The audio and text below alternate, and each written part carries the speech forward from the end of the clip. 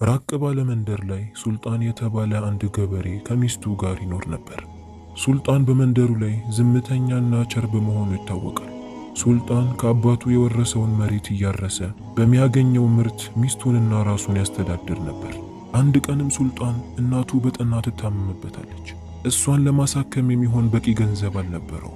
የእናቱ ህመም እየበረታበት ሲመጣ መሬቱን ለመሸጥ ይወስናል።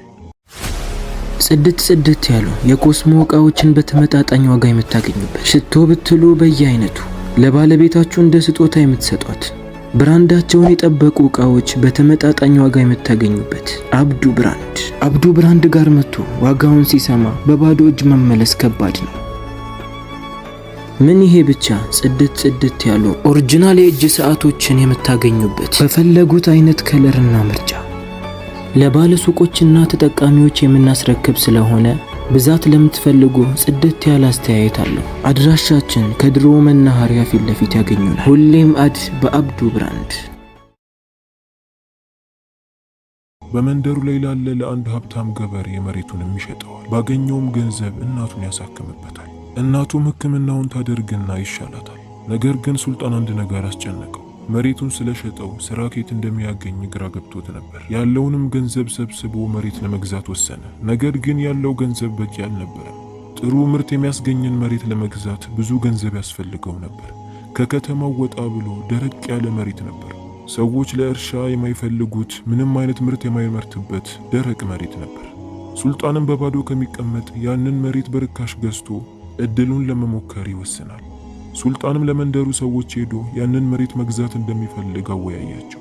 ሰዎቹም በሱልጣን ላይ ይሳለቁበትና ይስቁበት ጀመር።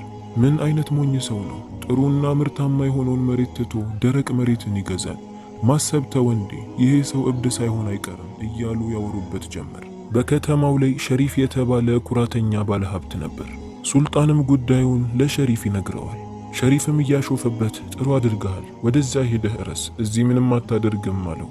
ሱልጣንም የሸሪፍን ንግግር ከምንም ሳይቆጥር ወደ መንደሩ ዳኛ ጋር ሄዶ ያንን መሬት መግዛት እንደሚፈልግ ውልን ይፈራረማል። ሱልጣንም ለሚስቱ ሄዶ ስለገዛው መሬት አጫወታት።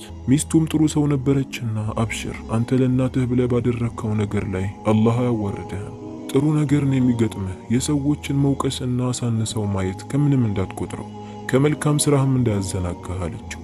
ሱልጣን የሚስቱ ምክር በጣም ደስ ይለዋል፣ ልቡ ላይም ይገባል።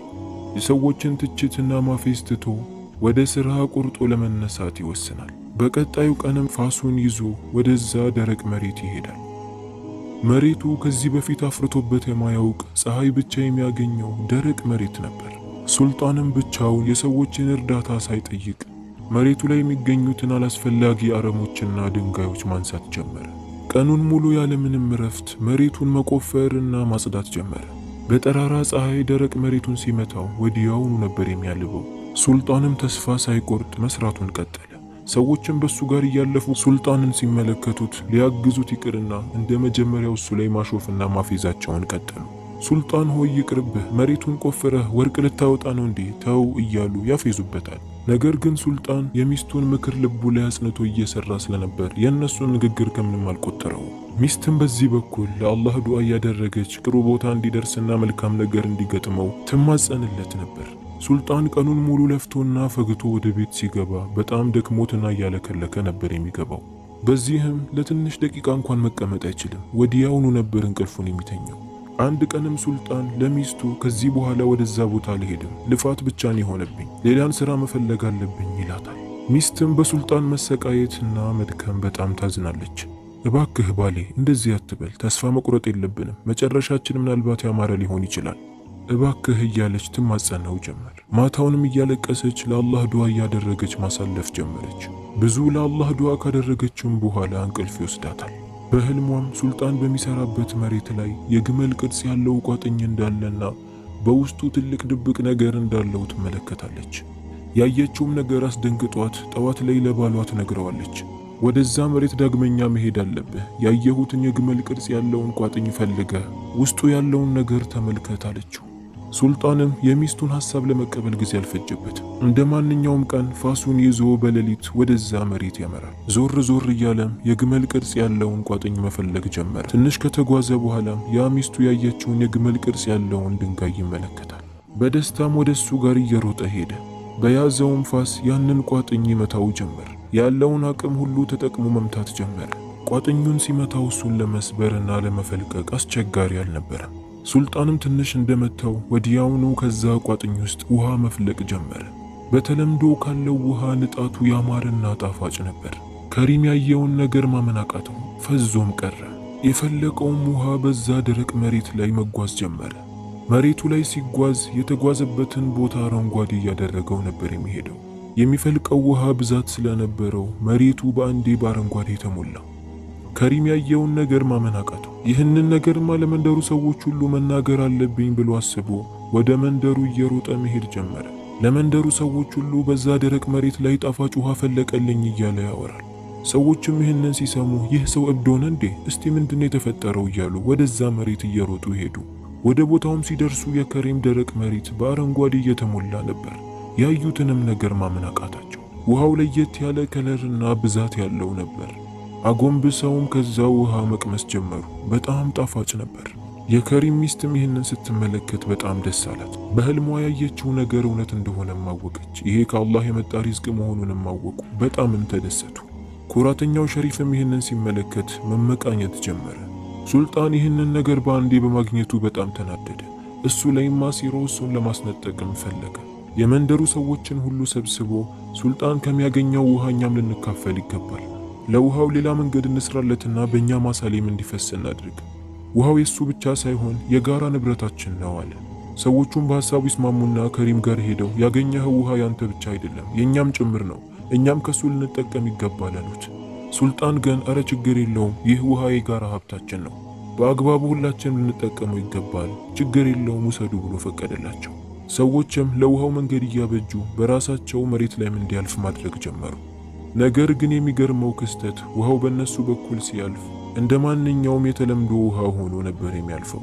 ውሃው ባለፈበት ቦታ ላይ የእነሱ መሬት እንደ ድሮ ደረቅ ነበር። በሱልጣን በኩል ብቻ ያለው ነበር አረንጓዴ።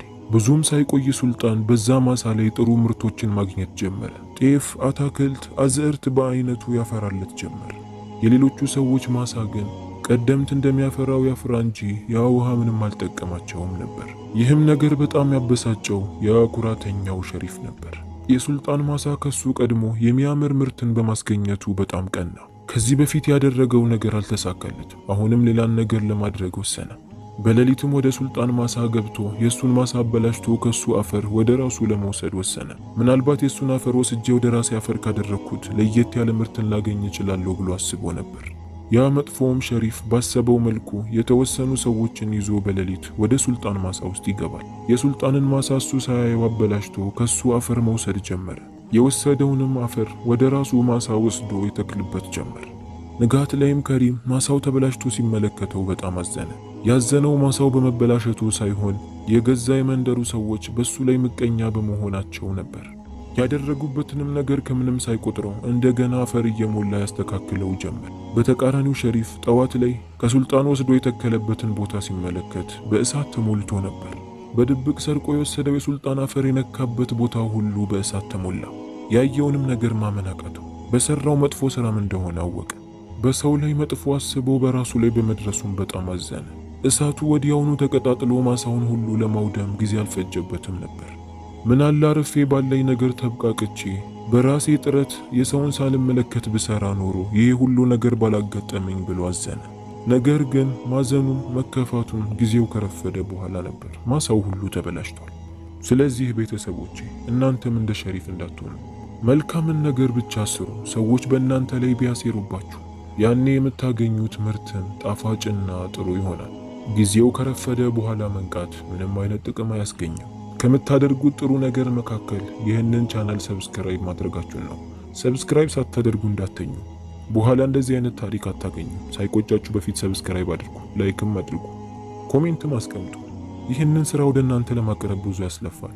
ስለዚህ ሰብስክራይቡን ግጩን። ፒስ። ይመቻችሁ አቦ። ጽድት ያሉ የኮስሞ እቃዎችን በተመጣጣኝ ዋጋ የምታገኙበት፣ ሽቶ ብትሉ በየአይነቱ ለባለቤታችሁ እንደ ስጦታ የምትሰጧት፣ ብራንዳቸውን የጠበቁ እቃዎች በተመጣጣኝ ዋጋ የምታገኙበት አብዱ ብራንድ። አብዱ ብራንድ ጋር መጥቶ ዋጋውን ሲሰማ በባዶ እጅ መመለስ ከባድ ነው። ምን ይሄ ብቻ! ጽድት ያሉ ኦሪጂናል የእጅ ሰዓቶችን የምታገኙበት በፈለጉት አይነት ከለርና ምርጫ ለባለ ሱቆችና ተጠቃሚዎች የምናስረክብ ስለሆነ ብዛት ለምትፈልጉ ጽድት ያለ አስተያየት አለው። አድራሻችን ከድሮ መናኸሪያ ፊት ለፊት ያገኙናል። ሁሌም በአብዱ ብራንድ